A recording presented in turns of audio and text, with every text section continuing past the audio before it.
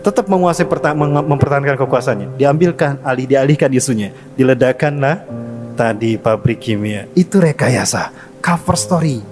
Ada agenda besar yang terselubung. Apa itu? Upaya menjatuhkan Erdogan. Bapak Ibu, saya tutup dengan pernyataan Erdogan. Turki baru saja menemukan 320 miliar meter kubik gas di Laut Hitam. Penemuan ini akan membawa Turki ke era baru, era Turki menuju kekuatan adidaya dunia. Subhanallah.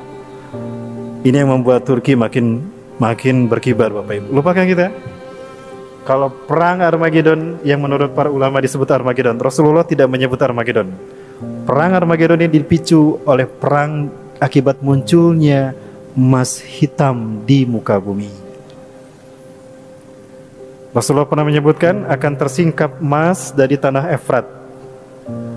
Ketika dia tersingkap, maka ribuan manusia akan berperang. Dari 100 orang hanya satu yang selamat. Ini adalah gambaran menurut para ahli hadis, gambaran perang dunia.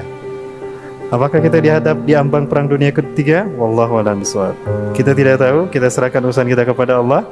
Yang jelas, Turki hari ini sedang berbenah untuk bangkit kembali. Dialah orang pertama yang berhasil berani menepuk pipi. Siapa? Presiden adidaya. Kalau kamu masuk negara saya wajib pakai paspor ya. Beranikah presiden kita?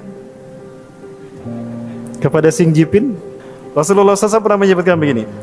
Yakhruju min Khurasan rayatun sudun la yarudduha syai'un hatta tunsaba bi Iliya.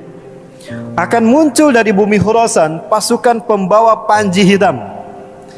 Tidak ada satupun kekuatan di muka bumi yang bisa mengalahkannya, sampai mereka akan mengibarkan panji hitam itu di bumi Ilya, Al-Quds, Al-Aqsa. Khurasan itu adalah perbatasan antara Afghanistan dengan Iran, dan itu menunjukkan kepada Afghanistan. Kami sepakat jika pasukan para pembawa panji hitam itu adalah Taliban, Pak. Saya yakin itu Taliban. Karena Talibanlah sekarang yang berkuasa di Afghanistan dan berhasil memukul mundur kekuatan adidaya baik Rusia ataupun Amerika. Di bawah kepemimpinan Boris Yeltsin, Rusia dipermalukan oleh Taliban. Sampai habis pasukan Rusia di Afghanistan. Maka Islam kembali berkibar hingga dibayatlah Mullah Umar sebagai khalifah. Usama bin Laden ada di sana tahun 97, Pak. Kemudian Amerika mencoba menguji keberuntungannya. Sama, banyak yang stres dari tentara Amerika di Afghanistan, Pak. Karena mereka melawan musuh yang tidak terlihat. Banyak pasukan berjubah putih yang muncul begitu saja dari langit. Mereka tidak tahu siapa. Sementara pasukan mujahidin tidak menyaksikannya, tapi pasukan Amerika menyaksikannya. Dan banyak bom-bom yang meledak, tapi tidak diledakkan oleh kaum muslimin. Ketika perang dihentikan karena azan, tapi terdengar suara ledakan di mana-mana. Ternyata malaikat ikut berperang. Itulah Taliban. Kenapa disebut Taliban? Taliban itu artinya santri, Pak. Dan kenapa mereka dipercaya? Karena mereka menciptakan keamanan di wilayah Afghanistan pasca rejim Hamid Karzai tumbang. Hari ini Taliban menguasai Afghanistan dan menyatakan bukan lagi Afghanistan, tapi International of Islamic Emirate Afghanistan, IIA. Ya, itu nama Afghanistan hari ini. Saya yakin Taliban itulah pasukan panji hitam. Nah, itu pasukan yang pertama dari 3 pasukan yang akan memimpin pembebasan dunia. Pasukan yang kedua adalah Ahlu Syam. Syam adalah Palestina dan Suriah. Nanti kita bahas pada Maghrib. Dan pasukan yang ketiga adalah Taifah Mansurah. Apa itu Taifah? Qit'atun minal muslimin, sekelompok kecil dari umat Islam. Mansurah, ditolong Allah, karena mereka lahir dari negara yang dizolimi oleh penguasanya, dan mereka hanya kecil saja. Bisa jadi itu Indonesia. Betulkah itu Indonesia? Nanti subuh insya Allah pembahasannya. Saya tidak mengada-ngada Bapak Ibu. Dan saya tidak mengatakan merah putih yang disebutkan Rasulullah Indonesia. Rasulullah memang tidak pernah menyebutkan Indonesia. Tapi demi Allah, Rasulullah dalam Sahih Muslim menyebutkan merah dan putih. Saya tanyakan kepada ulama-ulama Palestina langsung di Masjidil Aqsa, Pak. Dan apa jawaban mereka? Nantikan subuh nanti saya bahas. Nantikan jawabannya. Dan kita lihat Agustusan di Palestina, di Gaza, mereka mengibarkan bendera kita dan mereka mengumandangkan lagu Indonesia Raya.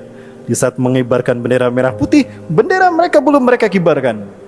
Kenapa mereka tidak mengibarkan bendera mereka lebih dahulu? Mereka mengatakan, bendera kami masih dijajah, rakyat negara kami masih dijajah.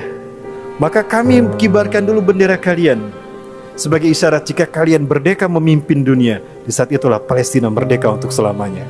Allahu Akbar. Barangkali itu Bapak Ibu sekalian. Nah, inilah materi yang akan kita bahas nanti, ya, setelah pada maghrib dan pada subuh insyaallah. Materi kita berlanjut Bapak Ibu. Ada hubungannya Pak?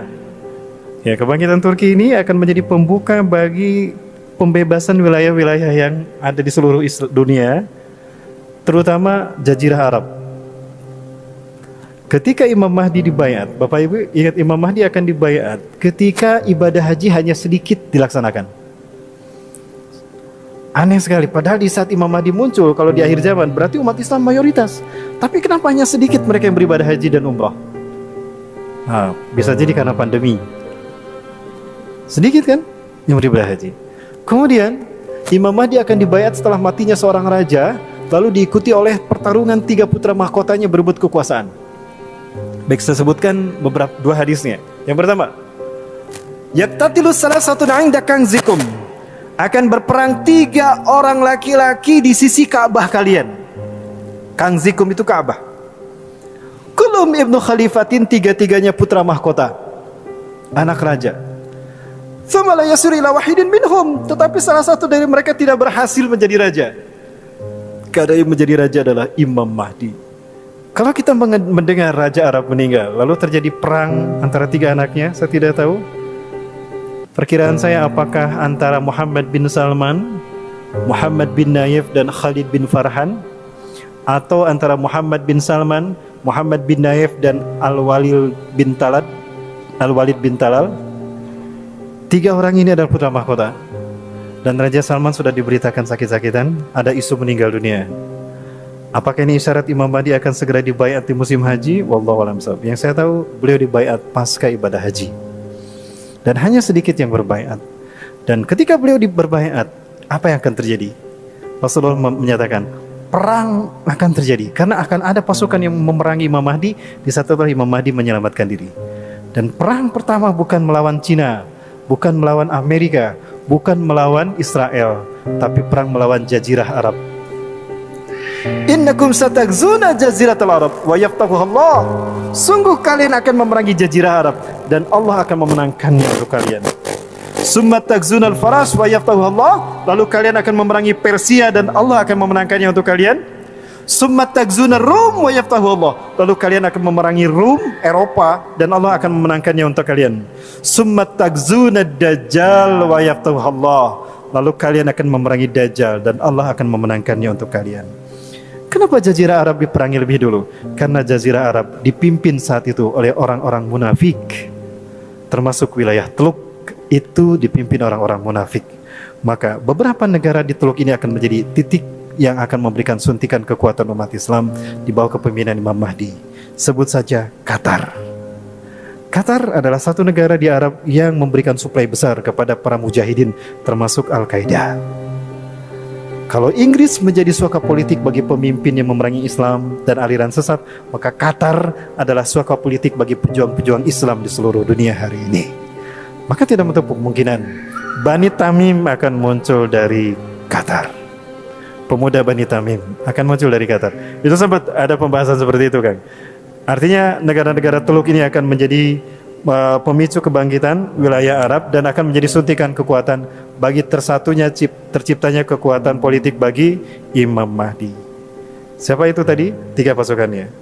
Ashabul Sud, kemungkinan Taliban, Ahlu Syam, Palestina dan Suriah, Taifah Mansurah, Asia Tenggara. Dan itu dipimpin Indonesia. Itu barangkali, Kang. Jadi ada kaitannya memang antara Turki dengan bagian